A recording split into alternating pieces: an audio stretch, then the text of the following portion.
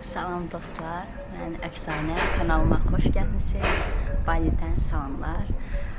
Mən Asiya ölkələrini tək səyahət edirəm və bu kanalımda təcrübələrimi sizlə bölüşürəm. İzləməyə başlamadan öncə demək istəyirəm ki, kanalım yenidir. Ona görə də kanala abunə olmağı, şərh bildirməyi və bəyəndinizsə like butonuna basmağı unutmayın. Çox sağ olun. Hal-hazırda Balidəyəm və istədim ki, Bali vizası, yəni İndoneziya vizası haqqında danışım. Vizamı necə almışam? Mən artıq Balidə bir ildən çoxdur yaşayıram və bu bir il ərzində fərqli viza növlərindən istifadə eləmişəm. Birinci başlayaq turist vizasından. Turist vizasını almaq Azərbaycan üçün daha da asanlaşdı. Çünki bir il öncə mən Baliyə gəldikdə viza prosedurları Azərbaycandan gələn turistlər üçün bir qədər indikindən çətin idi. Amma indi çox asandır. Gəlib qapıda da vizanızı ala bilirsiniz və onlayn şəkildə də vizanızı ala bilirsiniz. Onlayn şəkildə almaq üçün linki yerləşdirəcəm. Girirsiniz, sadəcə bir form doldurursunuz və $25 civarı ödəyib bir aylıq Baliyə turist vizası alırsınız. Amma bu çox önəmlidir ki, bu vizanı aldıqda siz gəlib Balidə sadəcə turist kimi gəzib qayıda bilərsiniz, yəni işləyə bilmərsiniz. Burada yaşayıb heç bir prosedural eləyə bilmirsiniz. Sadəcə turist kimi turistlərin edəcəyi aktiviteləri eləyə bilərsiniz. Və iki şəkildə almaq olur. Dediyim kimi, onlayn şəkildə müraciət edirsiniz, formu doldurursunuz gəlməzdən öncə və vizanızı alırsınız.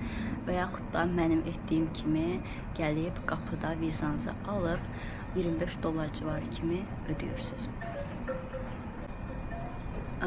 Ümumiyyətlə, onlayn edən zaman xanaları doldurmaqla, asanlıqla sizdən istənilən informasiyaları, gediş-dönüş biletləriniz, pasportunuz və bu kimi harda yaşayacaqsınız, burada otelinizin adı və s. bu kimi məlumatları doldurursunuz. Qapıda gəlib aldıqda isə viza mənə daha da asan olmuşdu. Sadəcə getdim, ödənişimi etdim. Onsuz da Balidə çox sevdiyim məsələ odur ki, hər kəs yardımsevərdir. Hava limanından tutmuş, gələndə şəhərin mərkəzindən yaşadığınız yerə qədər hər kəs sizə dəstək olur. Hava limanında təyyarədən indikdən sonra zaten orada işarələri görəcəksiniz. Check-in hissəsinə, yəni pasport kontrola gəldikdə, pasport kontrolda viza almaq üçün bir məntəqə var. Orada görevlilərdən, yəni ki, polislərdən və s. soruşsa sizi yönləndirəcəklər. Və məni yönləndirdilər, mən getdim. Kartla da ödəyə bilirsiniz, nəqd ödəyə bilirsiniz. 500.000 İndoneziya rupisi və bu eləyir Azərbaycan puluna $25. Azərbaycan pulu. Dollardan eləyir $25 civarı.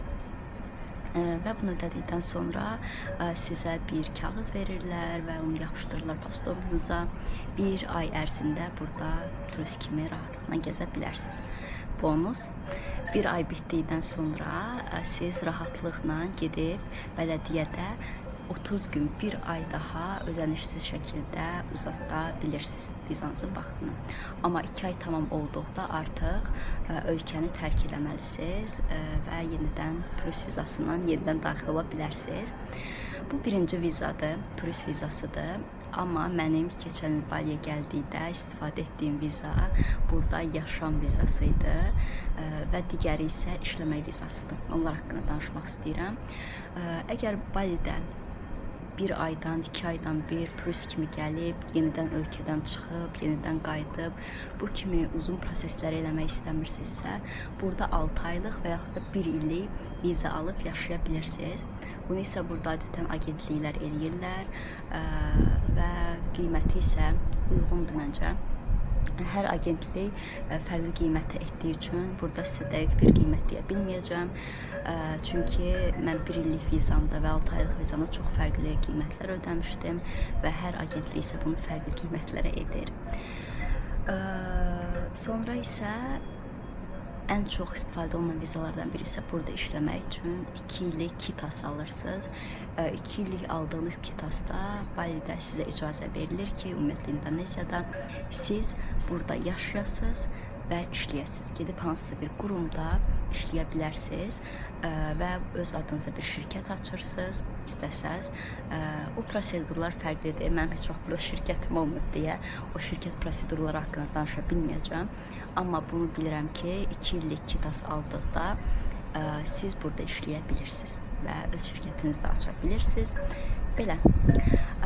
Ümid edirəm ki, bütün məlumatları sizə verdim. Onlaynda hardan alırsınız turist vizasını, onun linkini yerləşdirəcəm. Və bu çox önəmlidir ki, son illərdə isə daha çox yoxlayırlar ki, düşünürsünüz ki, mən gəldim, birdən qaçaq şəkildə burada işləyərəm, sonra turist vizası aldım, gəl burada özümü iş tapıb yaşayıram. Xeyr, belə deyil. Çünki işləmək üçün hər müraciət etdiyiniz qurum sizdən KİTASınızın olub-olmadığını soruşur. Əgər KİTASınız varsa və onların tələblərinə uyğunlaşırsınızsa, siz rahatlıqla burada iş tapa bilərsiniz. Bununla bağlı da ayrıca bir video çəkəcəm. Ümumiyyətlə, Balidə yaşasaz nə kimi işlər edə bilərsiniz, buradakı communitilər haqqında danışacağım.